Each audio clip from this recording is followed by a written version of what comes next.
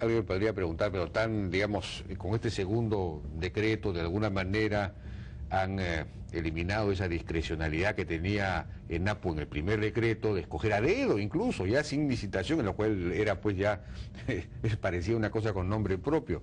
Claro, pero entonces ya hay un CEPRI, en fin, la cosa se vuelve más institucional nuevamente, ¿o no? No, o sea, pudiera ser algo menos malo la segunda versión que la primera. Pero el tema es que cambiaron arbitrariamente las reglas, dejaron fuera de juego a quien ya había planteado, según la legislación peruana, una iniciativa privada. Habían dos. También, el segundo estaba planteando otra, que estaba a cargo de Proinversión. Así es. Y súbitamente, insisto, sin motivo alguno, sin forma de justificarlo, lo pasan a ENAPU, que es la empresa que ha causado todo el problema. Cuando se causa tal revuelo, y yo no sé si esto estuvo incluso ya calculado, pues no, va a ser el Ministerio de Transporte. ¿De quién depende ENAPU? Del Ministerio de Transporte.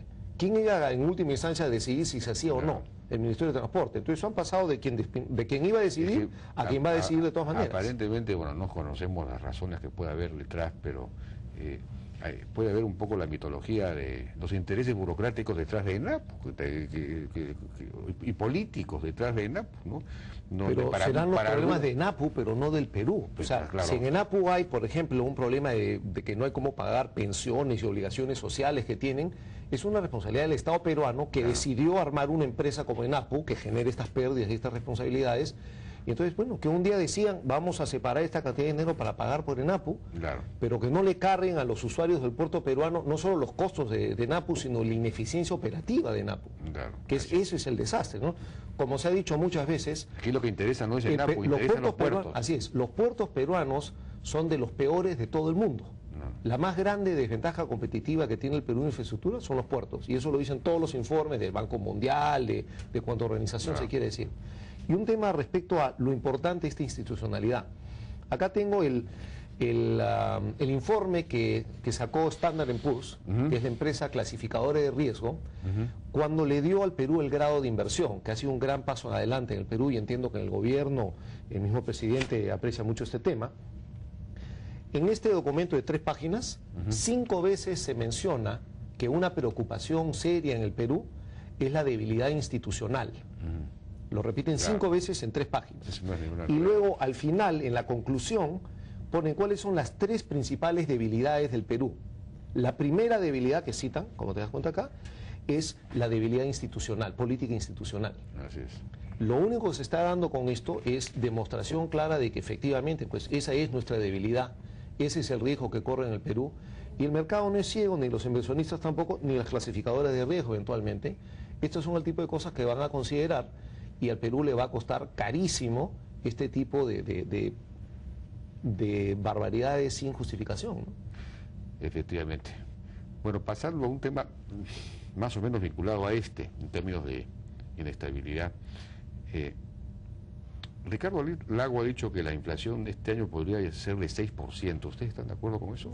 No, yo creo que Ricardo se ha confundido en sus cifras o algo, ¿no? Sí. Salvo que fuera a ocurrir algo totalmente imprevisto en el mundo, que los precios de los alimentos se dispararan tremendamente o algo, yo no veo cómo pueda llegar la inflación a esa cifra, ¿no? O sea, creo que el consenso entre la mayor parte de los economistas, de los que están pronosticando, es del orden de 2,5%, algo así, ¿no? Ahora, sin embargo, hay algunos temas preocupantes en términos fiscales. Por ejemplo, este subsidio que se está acumulando para los combustibles, del Fondo de Combustibles, que ya hace más de un mes o 2 meses se dijo que si se mantenía el precio del petróleo a $80, este subsidio llegaría a 2.000 millones de soles este año.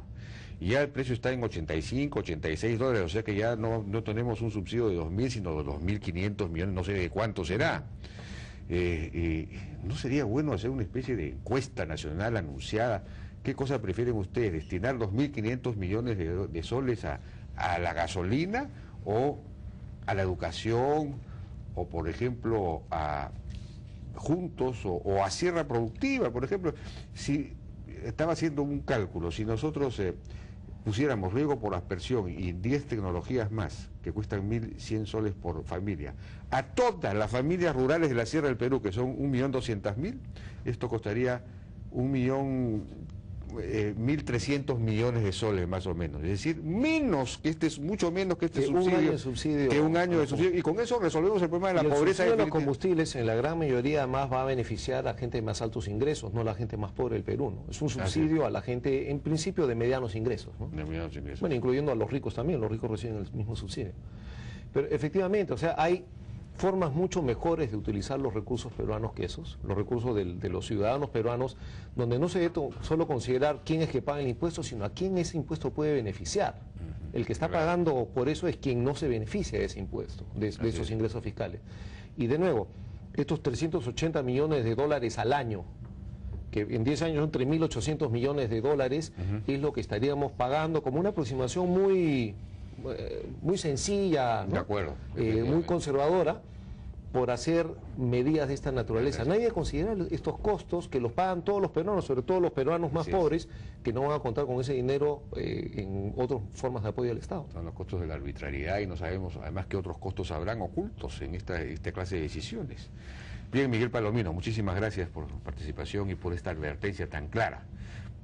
Fue el director o gerente del Instituto Peruano de Economía. Vamos a una pausa, regresamos ahora con un reportaje sobre estas obras en el acantilado de Barranco y vamos a estar con Teresa Bulanto, candidata a la alcaldía de Barranco. Regresamos.